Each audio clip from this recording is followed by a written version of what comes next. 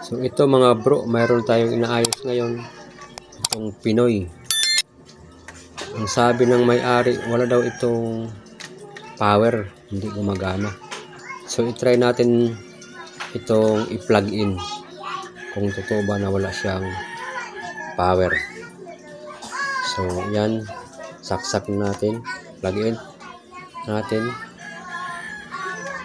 So power on, nasa likod pala ang power on ito. Ayan, naka power on na yan. Ngayon tingnan natin sa harap kung mayroon ba siyang display. Dapat may ano yan, may red o green. So dapat pagbukas pa lang na sa power on, meron na siyang red na indicator na may green. So wala. So totoo talaga na wala itong power. So ngayon, i-check muna natin itong kanyang cord. Kasi kadalasan yung cord o yung adapter walang output. Yun ang kadalasan na nasisira base sa aking experience.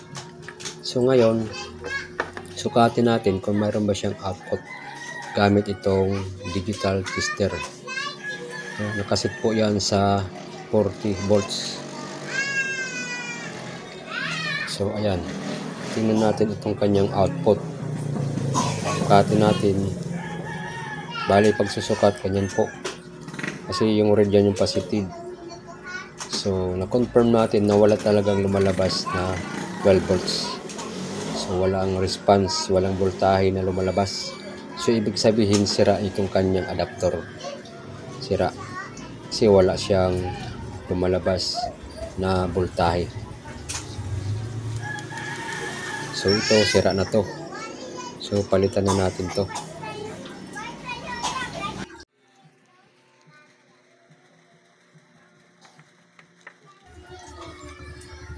So bali ito yung ipapalit natin, itong adapter na to. So bunutin na natin to at i-try natin itong isa. So ayan na siya, naka-plug in na.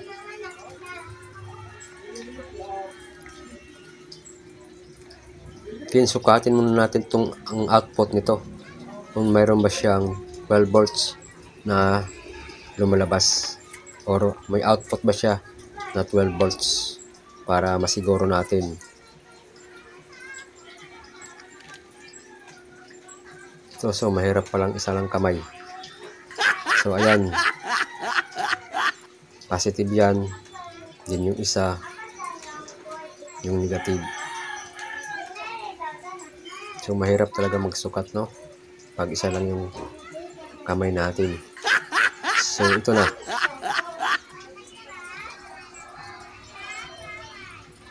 So ayan, yan 12.22. Ibig sabihin good itong adapter na ito, itong ipinalit natin. Ngayon i-try na natin ito doon sa box. So yung luma, sira na talaga yun. So ngayon, plug in natin dito sa likod.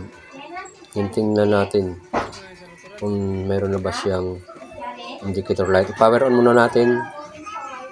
Yan, naka, yan, yung buttons sa may likod. Power on natin. Din yan, lumabas na yung red, yung green. So ibig sabihin good na ito. So okay na to.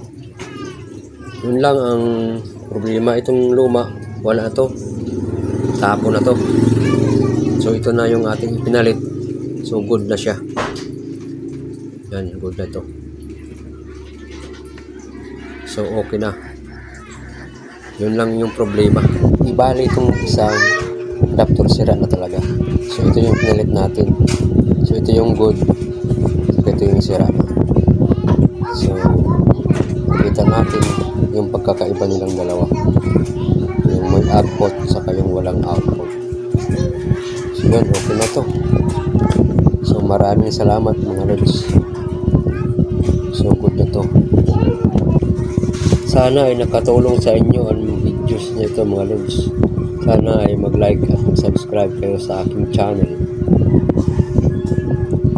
Sa ganun ay marami pa kayong matutunan sa aking ginagawa. At pahit na rin ang notification bell. So maraming salamat po mga lods.